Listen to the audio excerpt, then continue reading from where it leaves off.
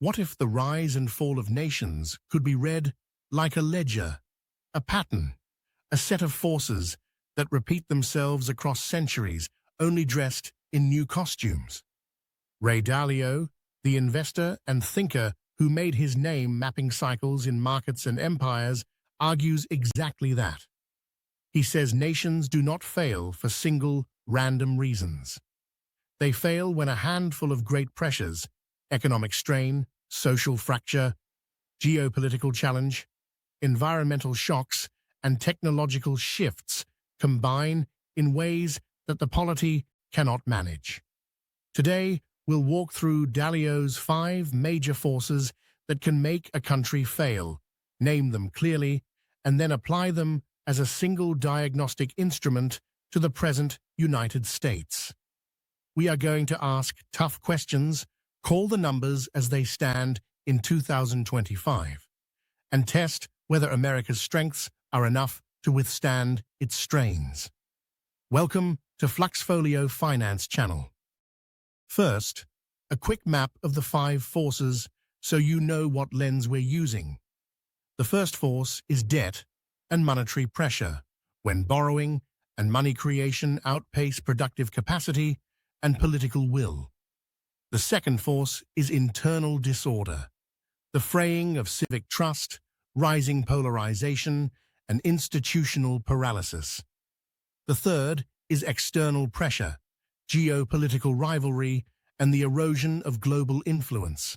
The fourth is nature and exogenous shock, climate, pandemics, environmental stress that expose weaknesses. The fifth is technology and productivity change, the engine of growth that can also widen divides and create vulnerabilities when mismanaged.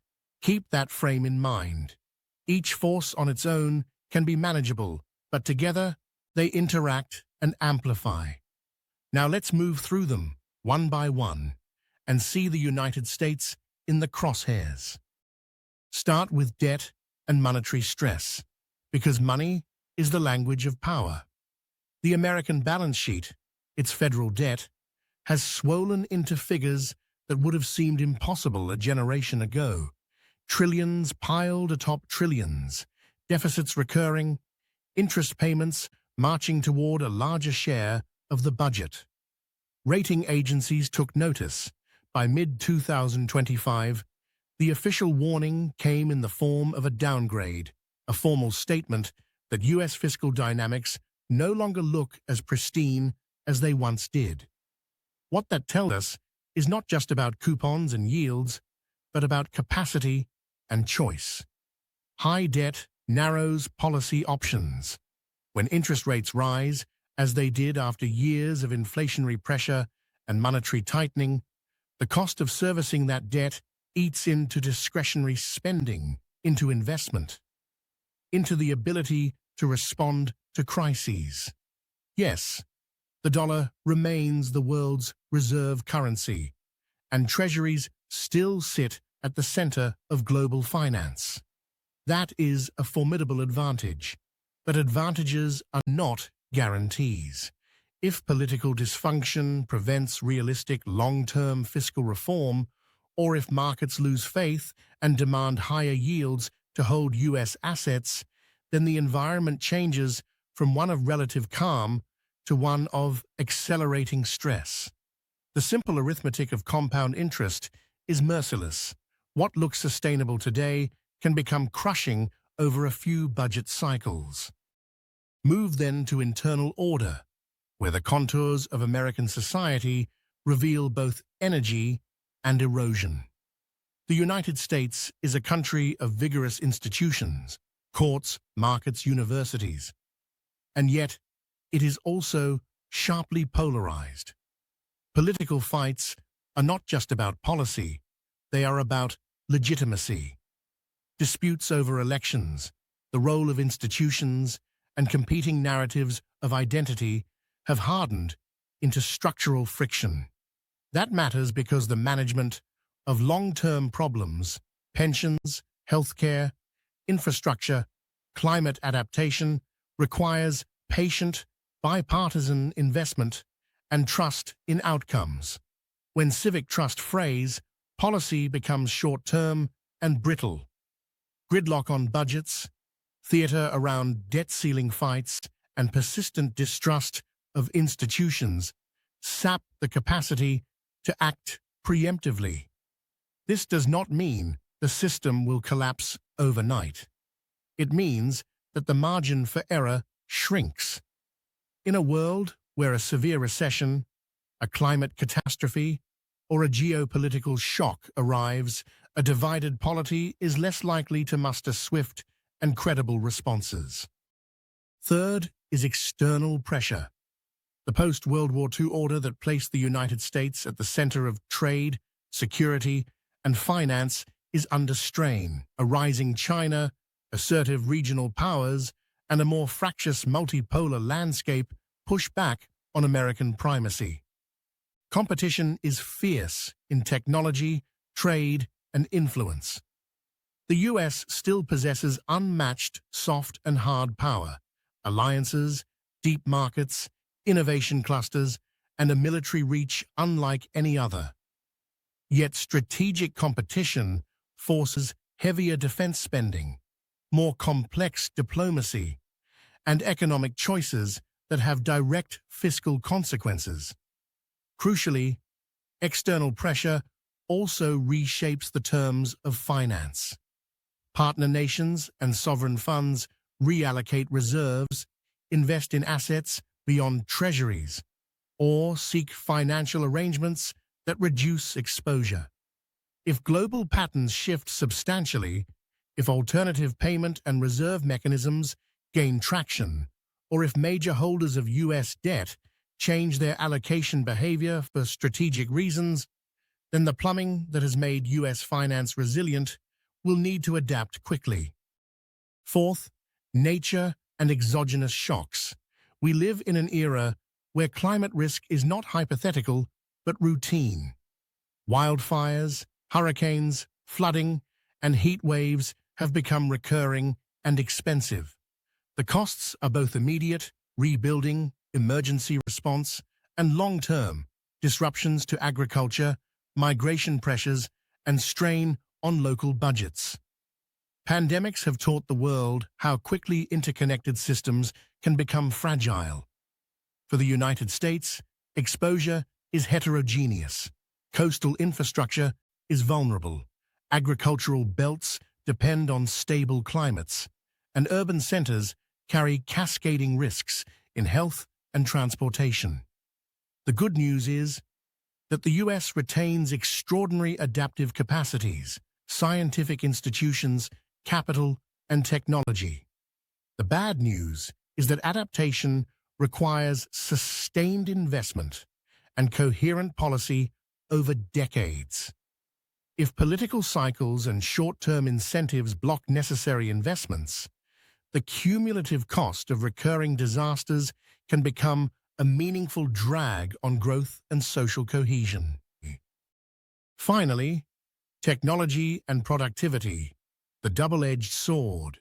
The United States remains a global leader in many of the technologies shaping the 21st century: artificial intelligence, advanced biotech, semiconductors, cloud computing, and cutting-edge finance. These engines of productivity can create new industries, lift wages for some, and generate enormous wealth. They also disrupt labor markets, concentrate capital, and create new security vulnerabilities. Moreover, technological leadership is contested. Other nations invest heavily and close the gap. Supply chains for critical components, like advanced chips, are fragile and geopolitically sensitive. If policy fails to support both innovation and broad diffusion, training, infrastructure, regional investment, then productivity gains become concentrated and social divisions deepen.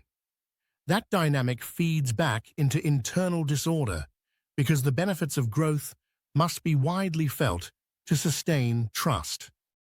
Now, stitch the forces together to see interactions.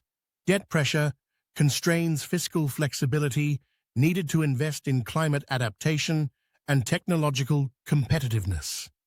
Internal polarization reduces the probability of bipartisan fiscal fixes and weakens long-run policymaking. External pressure increases defense and strategic spending, often with immediate fiscal consequences. Environmental shocks impose sudden fiscal costs and amplify inequality when lower-income communities are hit hardest. Technological disruption, if mismanaged, concentrates gains and fuels political resentment. The result is feedback loops. Each force can magnify the others. So where does that leave the United States in 2025? It is a country of paradoxes. Its balance sheets and institutions still dwarf most competitors. Its universities, capital markets, and innovation ecosystems are world-class, yet the ledger shows stresses that cannot be ignored. Fiscal math warns of structural strain. Political division reduces the odds of coherent long-term policymaking. Global competition is intensifying. Climate events are growing more costly, and technology promises both opportunity and disruption. The immediate risks are not necessarily existential. America is far from a failed state, but the trajectory matters. If policymakers and civic leaders act with realism and courage, reforming fiscal frameworks, investing in adaptation and infrastructure, shoring up supply chains, and ensuring technology's dividends are broadly shared, then these forces can be managed and even harnessed to create a renewed period of American strength. If they do not, the combination of pressures could reduce U.S. capacity and influence in ways that play out over decades. For investors and citizens alike, the implications are practical. In portfolios, recognize that reserve asset dynamics, interest rate sensitivity, and geopolitical risk are now central variables. In policy, prioritize investments that increase optionality, education, resilient infrastructure, and strategic supply chains. In civil society, rebuild the norms that allow long-term compromise and mutual recognition. Dalio's framework does not tell you exactly what will happen next, but it does give you a map of vulnerabilities and a path for choices. As we close, remember the most important truth. Empires and economies are not moral tales. They are systems. Systems can fail slowly through neglect and deferred decisions, or quickly through shocks. What separates stability from decline is not fate, but action. The United States has the tools to respond, but tools do not wield themselves.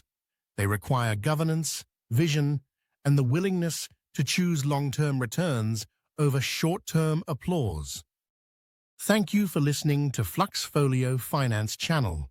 If you found this useful, like and subscribe and leave your thoughts below. Do you think America will meet these challenges, or will current stresses redraw the map of power?